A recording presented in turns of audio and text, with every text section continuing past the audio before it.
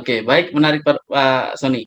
Jadi, oke, tadi Pak Sony sempat singgung nih tentang budaya ya. Dalam Ya, hal bisnis ini, perbedaan budaya kan juga mempengaruhi gitu ya, ya, ya. cara komunikasi gitu. Nah, otomatis dalam psikologi juga ada di sana ya.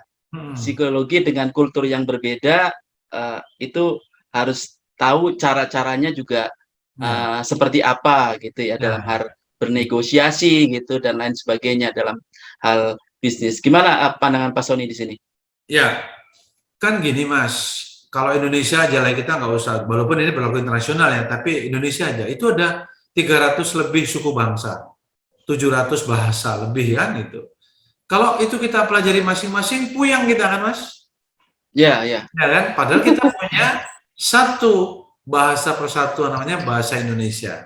Hmm. Jadi pengalaman saya, untuk semua budaya, Indonesia terutama, gunakan bahasa Indonesia yang baik dan benar.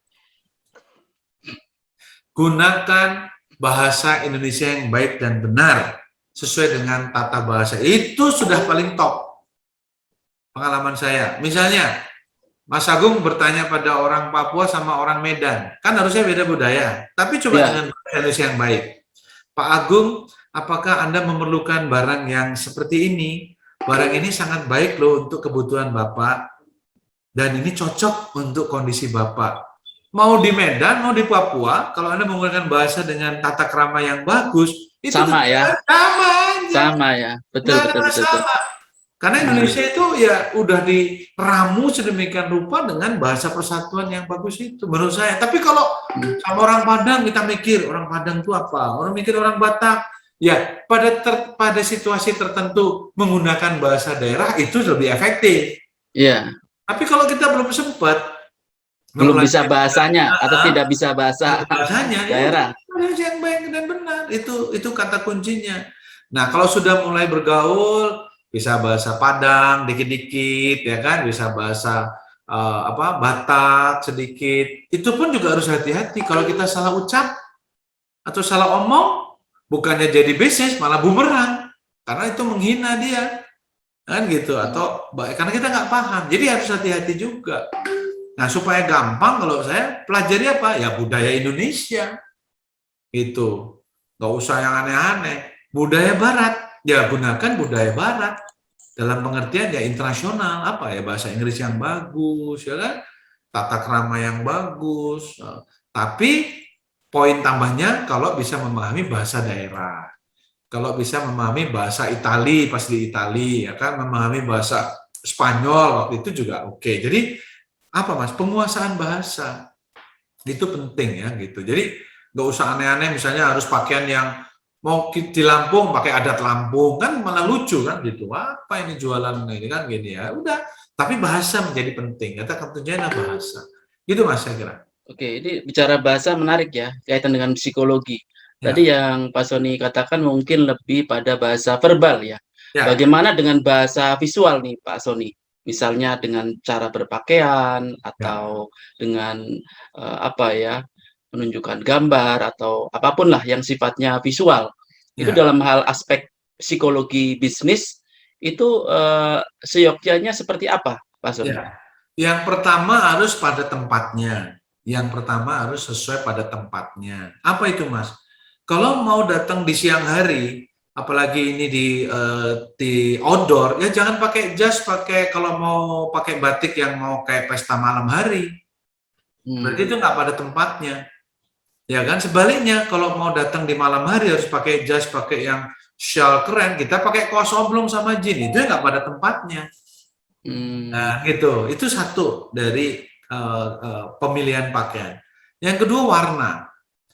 Kalau kita mau office, ya kan, ya berarti gelap sama putih. Misalnya putih sama jas gelap atau pakaian gelap. Kalau dasinya juga dasi yang warna, tapi warna yang agak-agak gelap gitu ya, bukan yang pink atau yang macam-macam. Itu berarti menyesuaikan. Nah, kalau dia batik, ya batiknya yang batik yang casual. Kalau di siang hari, kalau malam mungkin sutra, ya kan. Nah, kalau misalnya kita mau yang santai, mungkin seperti yang dipakai Mas Agung hari ini ya, relax, santai, nggak ada. Jadi tidak ada pakem yang tapi tepat pada tempatnya, itu satu.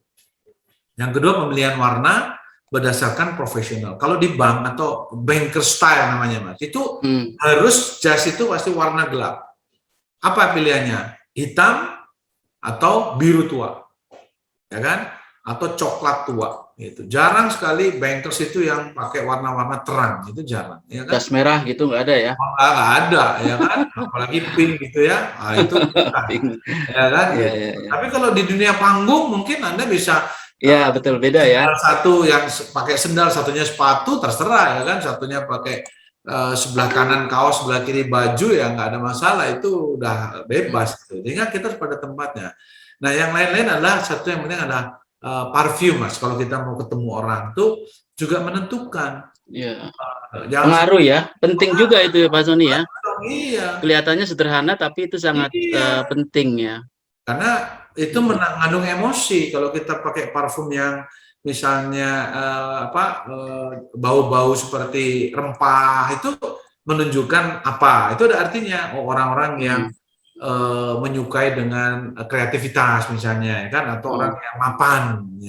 Tapi kalau yang wanginya wangi kayak apa misalnya, ya pokoknya yang wanginya wangi mawar atau rose, itu berarti orang suka romantis kan gitu ya. Itu ada makna-maknanya juga gitu loh Mas. Sehingga perpaduan pakaian dengan parfum itu kalau offline itu juga perlu. Nah, tapi kalau di dunia virtual kan nggak perlu. Nggak perlu, betul. Nggak perlu. Tapi apa, rapi tetap. Kalau wanita ya pakai lipstick ya kan, tetap make up, itu akan lebih dihargai ketimbang dia cuma sekedar pakai daster atau apa. Orang udah nggak dihargai itu kan. Apa artinya? Kamu aja nggak menghargai dirimu sendiri, bagaimana kamu menghargai orang lain? Iya, betul. Itu udah ketahuan Mas. Untuk menunjukkan bahwa kita menghargai orang lain juga kita perlu berpakaian yang rapi, yang bagus juga ya. Ya, maka orang tua kita dulu Mas, kalau seingat saya, begitu ada tamu, padahal dia sedang pakai OTOT, tahu ya OTOT, kalau orang Jawa itu cuman kaos oblong gitu sama sarung. Itu pasti tamunya disuruh masuk, duduk, ditawarin minum, bapak atau ibu itu pasti masuk kamar. Iya. Ganti baju. Ya, pasti kalau bapak saya lengan panjang ya, kemudian pakai celana kain yang zaman Belanda gitu, lalu pakai sabuk, pakai gesper, ya kan, baru turun sisiran gitu ya, baru turun. Nah, dia menghargai tamunya, bukan sekedar pakai sarung terus sambil enggak, langsung dulu menghargai. Nah, dengan dia menghargai tamunya, dia juga dihargai. Maka pembicaraan menjadi sopan, santun, itu saya merasakan itu ya. Nah, jadi salah satunya itu Mas, jadi kita menghargai diri sendiri dan orang lain dengan cara berpakaian yang rapi, bersih ya, yang enak dilihat, itu menjadi nilai bagi pelanggan juga. Ya, itu punya dampak psikologis juga bagi yang diajak berbicara dengan kita ya. Iya, gitu ya Pak Sony ya. Pastinya. Gitu. Dan itu bisa dikatakan ya kalau kita mau negosiasi itu bagian dari negosiasi juga ya. Iya. Nah, contoh misalnya kalau Anda negosiasi itu mulai dari Anda bawa mobil Mas, parkir. Parkir sendiri atau diparkirin, itu udah ada nilai. Kalau parkir sendiri berarti dia nggak punya sopir. Nah, gitu ya kesannya ya. Meskipun dia punya sopir, tapi kalau dia parkir sendiri kesannya dia nggak punya sopir gitu ya. Kalau nggak punya sopir, wah ini pasti, ini masih berjuang nih orang, ya kan? Kemudian dari merek mobilnya juga bisa. Ini turun pakai Mercy, pakai Alphard, atau pakai Pajero, atau pakai Avanza, atau pakai Bemo. Nah, ini udah kelasnya di sini, gitu loh. Iya. Kecuali orang yang sudah ngetop.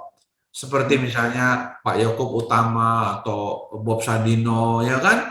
Orang udah ngetop, terkenal, famous, dia orang kaya. Jadi dia datang pakai celana pendek sobek-sobek pun orang nggak masalah. Nggak masalah, udah kenal ya. Kenal, tapi kali kita, ya kan? Usir kita sama satpam kan gitu. Nah itu juga menentukan Mas gitu. Ini makanya banyak orang-orang beli mobil yang keren, salesman itu kan, untuk menunjukkan kelas dia. Lawyer juga sama. Sininya, oh iya, Hotman Paris itu ya. Nah, contohnya ya kan itu Heeh. saya nggak menyebut orang. Oh, iya ya. Kira-kira ya kan Heeh. kucingnya itu kan sepatunya itu menunjukkan reputasi sehingga kalau Hmm. orang lain katakanlah hanya sekedar ngobrol itu 10 juta, dia mintanya 50 juta sejam.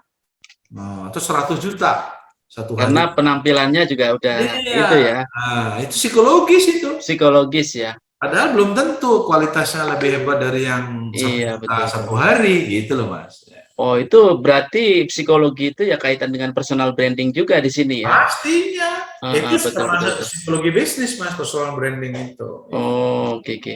Ya sama halnya seperti artis-artis gitu ya, artis-artis penyanyi gitu, yang mereka tampil glamor gitu ya.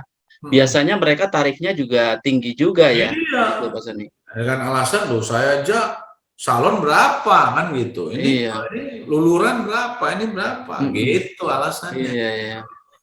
Nah, itu semua Oh, begitu, transaksionalnya begitu Mas, iya ya. gitu. Jadi ini sangat penting dipelajari psikologi bisnis untuk keperluan bisnis, terutama dalam hal negosiasi gitu ya, itu penting sekali, ataupun dalam hal yang lain-lainnya, terutama kesan ya.